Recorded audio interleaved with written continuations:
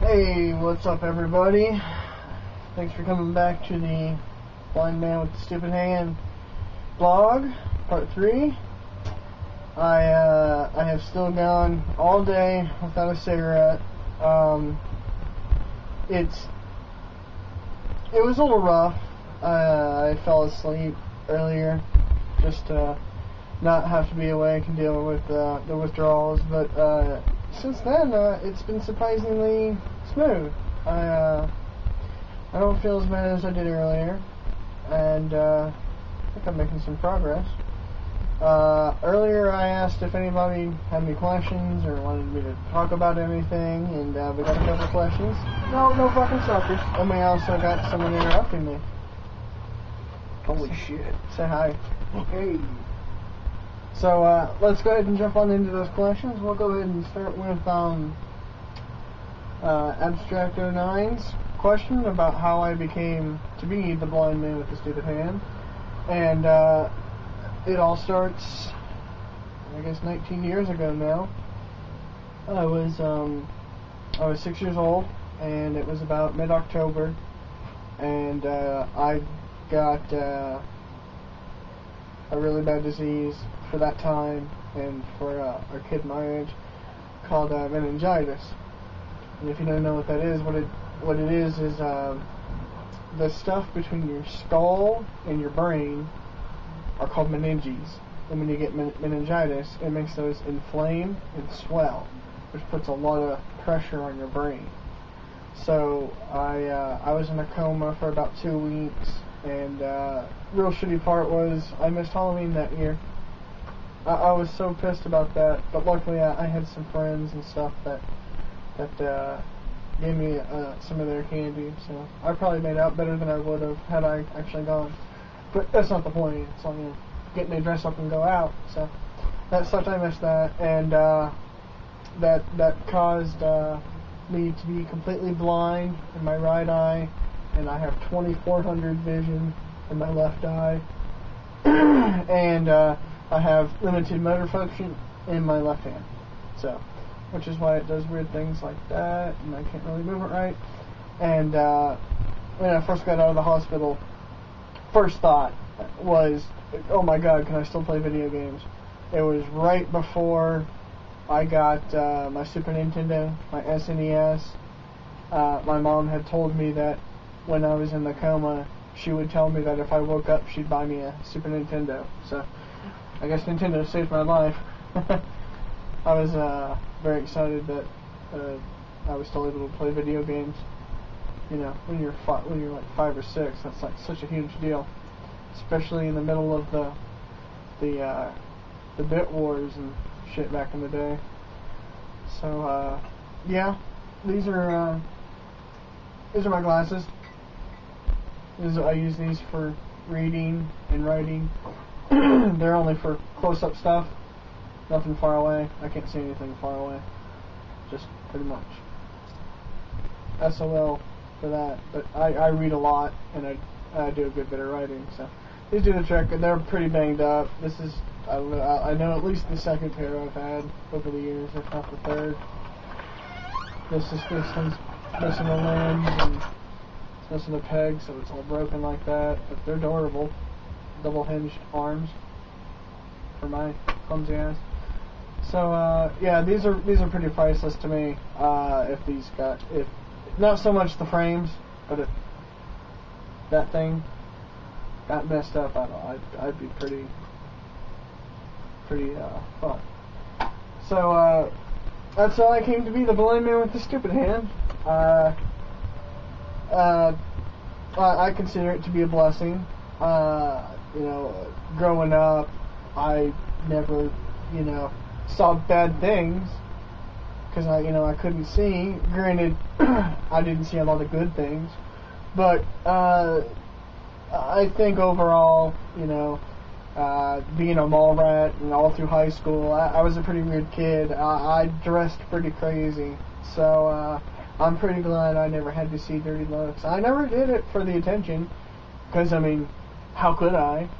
I couldn't see the attention, so I wasn't doing it for the attention. I was just a weird guy. Most of you know that. So I always never saw the dirty looks, you know, never saw the negative side of a lot of life. So, you know, I was never able to look at people and judge them, and I was never able to see people judging me. So I think that had a lot to do with who and how I am today. So yeah, I don't see it as a bad thing at all. I think it's totally a blessing. God probably knew that if He had given me full vision, I would have gone nuts on someone. So, but yeah, good question. Thank you, Abstract09. Up next, Drake asked me. He noticed I had Windows 7.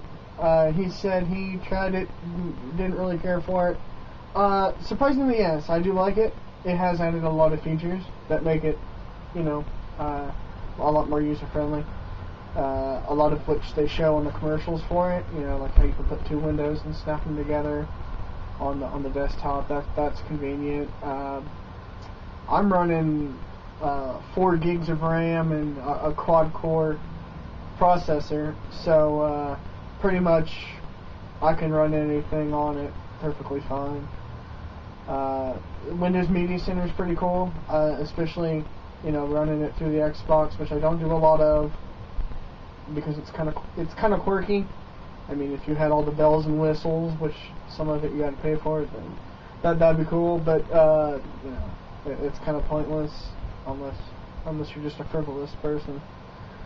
So overall, I do enjoy Windows 7. Yes, it helps me, you know, watch my Blu-ray and play my PC game. Okay, moving on. We got. Looks like Deacon's got a couple of questions. If I could make a sequel to a horror movie, you know, I don't really know. I'm not really into horror movies. It's not that I dislike them. I never grew up with them, so I'm not familiar with their evolution in the character and the remakes. I don't care for the remakes. That just generally pisses me off. So I guess I would make I'd make a Hellraiser sequel, in which all the Cenobites and Pinhead go after all these fuckasses that make bad horror movie remakes, and you know, chain them up and pin them and smack them around and cut them and stuff. I think that's a good idea. I think a lot of people would enjoy that. People that are you know, avid horror film buffs. I know Zero Voorhees would enjoy that. I would enjoy it. Even if I didn't get it, I would enjoy some of the industry getting taken down by some Cenobites, dragged back down to hell. Deacon also asked a good midnight snack. It kind of depends. It's kind of you gotta balance stuff. So it depends on what you're craving.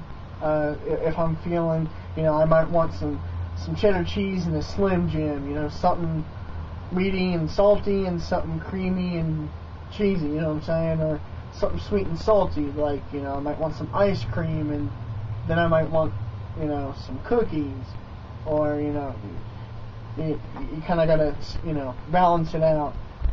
I would have to say mozzarella sticks. Deep fried mozzarella sticks is my favorite midnight snack. I love deep fried stuff, as you guys have seen. Mozzarella sticks are my favorite by far. So yeah, mozzarella sticks, favorite midnight snack. And Deacon's other question is, marry, fuck, or kill the Golden Girls. You know, I wouldn't kill them. That's not the thing. I'm a lover, not a fighter. But on the same tip, I would not fuck them. I'm not sure what it would be like to have sex with a soggy burlap sack, but I'm pretty sure it wouldn't be good. So I'd probably say marry. Because, you know, they could cook me food and knit me things to wear and, you know, stuff like that. I would marry them, because the other two are definitely not an option. So thank you very much. Thank you very, very much for the questions. Feel free to bring up any other topics or questions. I'll answer pretty much any question. I'm not a shy guy. I'm pretty extroverted with all my personal life. If you want to know anything, I'd be willing to tell you. Any kind of topic you want me to touch on, I can do that. I will continue to update on my crazy thoughts and my progress on my quitting smoking, which so far today is going excellent because I've had 0% nicotine, so I'm not feeding the receptors. I'm letting them die. That will be my only way to get away from it. I might smoke some sheesh later on. I would like to.